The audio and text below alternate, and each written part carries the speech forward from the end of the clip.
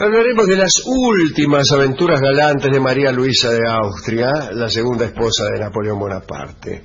Era una muchacha bastante aficionada a los placeres, pero hay que decir que como estas son las últimas aventuras galantes, deben estar acompañadas de un sentimiento melancólico. Guarda con lo que viene ahora, que es la melancolía. Los últimos, la última novia, la condición última de una cosa cualquiera, le proporciona una dignidad que a lo mejor si fuera la quinta no importaría mucho. La quinta novia y aún la primera novia es siempre más liviana que la última. La última es como la obra definitiva cuando se dice así. Exactamente, pero además cuando se trata de placeres carnales, los últimos suelen ser peores que los primeros.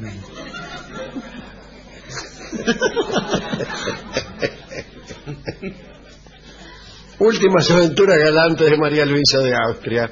Hay que empezar a preocuparse, el libertino, ¿no? La persona bien establecida no tiene de qué preocuparse. Pero el libertino debe preocuparse cuando sus novias empiezan a sustituir a una más linda. Usted tiene una novia más fea que la que tenía antes, y después otra más fea y más fea, entonces ahí hay que empezar a preocuparse mucho, y ahí es donde algunos deciden establecerse. Paro acá.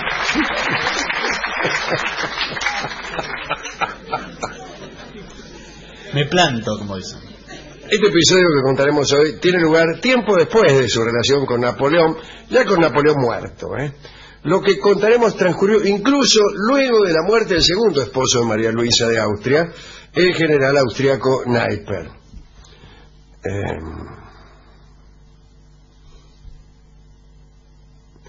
El obispo de Amiens tenía tres hijos. Tenía tres hijos, un obispo, porque en realidad no había recibido las órdenes sagradas hasta los 65 años. Antes de ser obispo había sido oficial de mosqueteros. Bien puede un oficial de mosqueteros tener hijos. Incluso había sido embajador de Francia. Uno de sus hijos, que había emigrado a Austria, era lugarteniente del ejército austriaco, coronel, se llamaba Carlos de Bombelle. María Luisa había quedado viuda de Neipper en 1829. Luego María Luisa viajó a Parma, allí se convirtió en la duquesa de Parma, siempre bajo el dominio del gobierno austríaco, los Habsburgo. En 1833, Metternich, el famoso canciller, envió a Carlos de Bombelle a Parma. Iba en calidad de jefe de tropa este hombre. Como duquesa, María Luisa recibió en una fiesta a los distintos jefes. Cuando lo vio a Carlos, se enamoró inmediatamente. Y le escribió incluso a una amiga confesándole que había conocido a un hombre que reunía todo lo que ella deseaba. Yo creo que las mujeres dicen su verdad amorosa únicamente a las amigas, especialmente por correspondencia. Dicen las crónicas: María Luisa decidió entonces seducir al soldado y llevarlo lo antes posible a su aposento, con el simple propósito de alborotar frazadas. Señor. María Luisa empezó a dar más fiestas que nunca, solo para invitarlo. Hacía fiestas para invitar al tipo, nada más. Desde el momento en que llegaba Carlos, lo miraba insistentemente, enarcando las cejas y poniendo los ojos para adentro. Cada tanto, cuando las miradas se cruzaban, María Luisa le sonreía. Charles de Bombelle supo que algo extraño sucedía cuando en una oportunidad fue el único invitado. Además parece que ella lo recibió con un vestido que no dejaba nada a la imaginación. Esa noche se hicieron amantes y a partir de entonces Charles la visitaba todos los días. Finalmente, en febrero de 1834, se casaron en secreto. En secreto, ellos lo sabían. Pero solo ellos. Claro.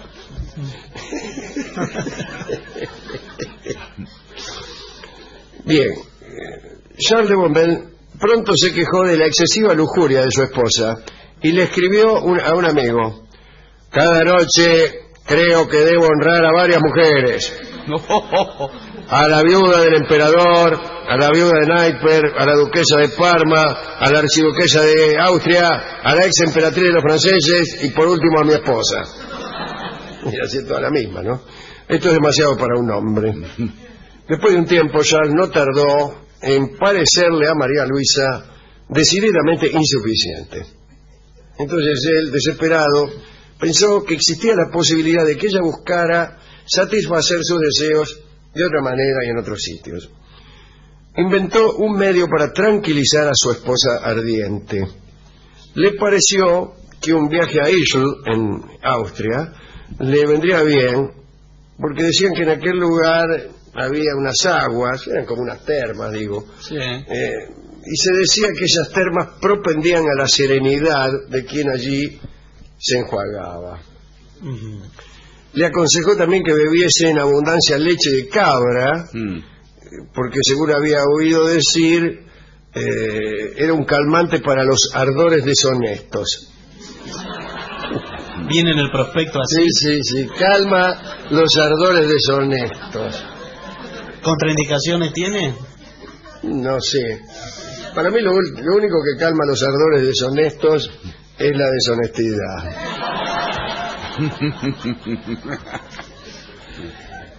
Charles pensaba además que alejar a su mujer de Parma la iba a tranquilizar y que un poco lo iba a extrañar, ¿no?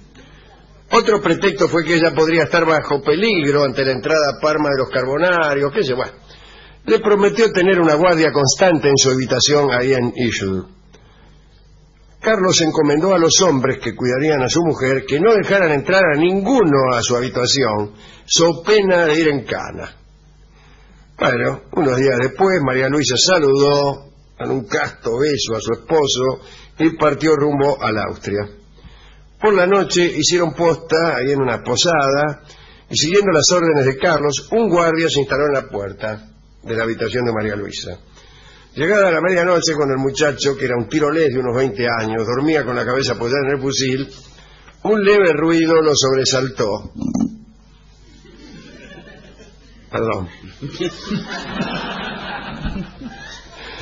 Vio con estupor en el umbral de la puerta a María Luisa en camisón, haciendo señales para que entrara. ¿Y el ruido de qué era? Era ella cerrando la puerta del ropero. El muchacho dudó un momento y entró. Media hora después salió sin aliento. Y fue a buscar a uno de sus camaradas que estaba al terminar el corredor. Y el segundo guardia también fue invitado por María Luisa. Y lo mismo sucedió 5 veces hasta la mañana. Los 5 guardias que debían cuidarla entraron en la habitación sucesivamente. La noche siguiente, luego de llegar a Ischl, sucedió lo mismo. Y en todas las noches subsiguientes, cada uno de los muchachos tuvo ya su rutina, su función y su sobrenombre. La estadía en Ischl fue para María Luisa altamente placentera.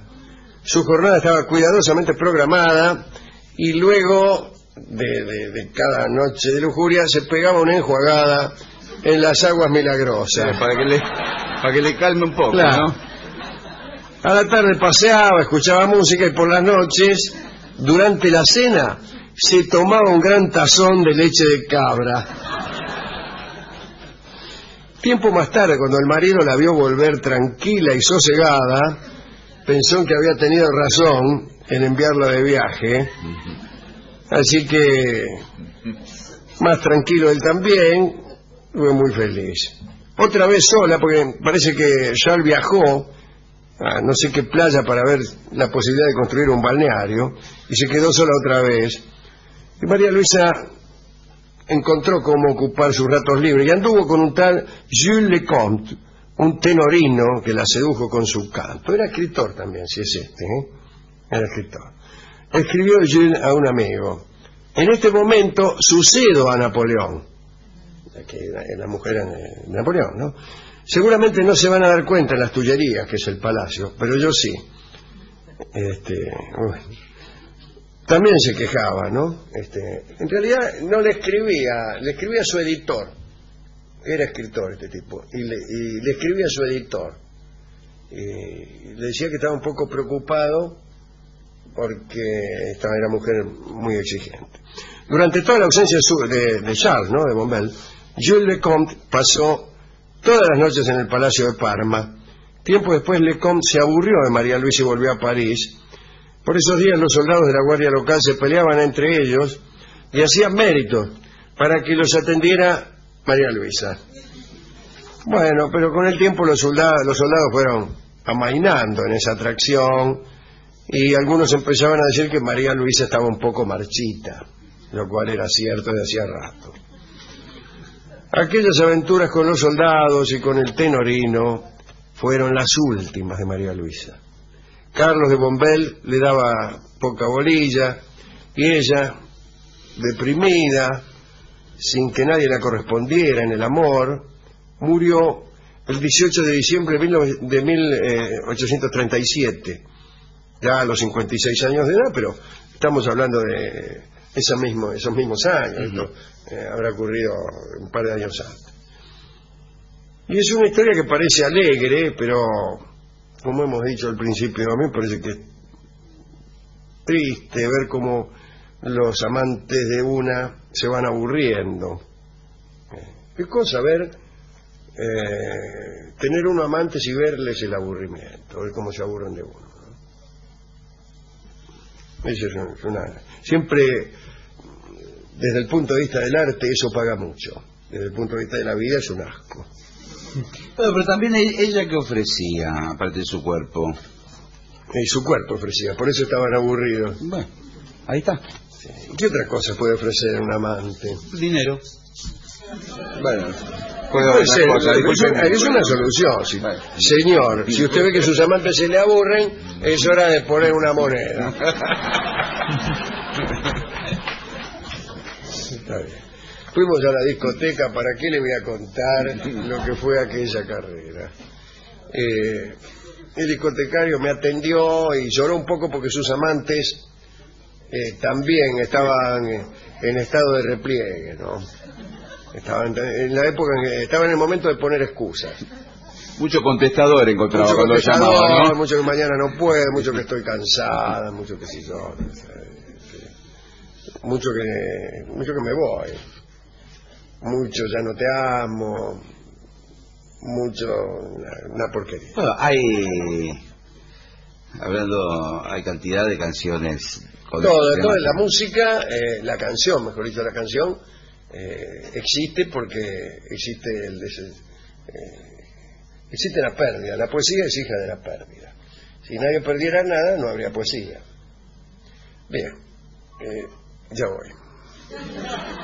Nos dieron finalmente un tango compuesto seguramente por María Luisa de Austria, aunque don Héctor Stamponi, amigo de este programa, ha dicho que lo compuso él. Yo le creo a Stamponi. Se llama ¿Qué me van a hablar de amor?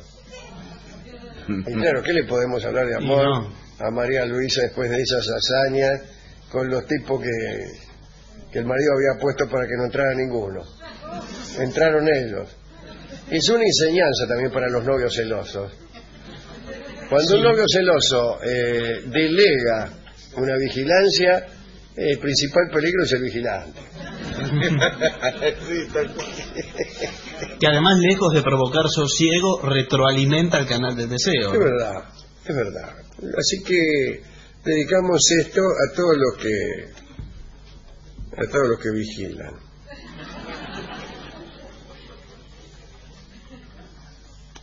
Muy bien. Escuchemos entonces, ¿qué me van a hablar de amor? La versión del autor, de don Héctor Stamponi, al piano, solo de piano. Adelante.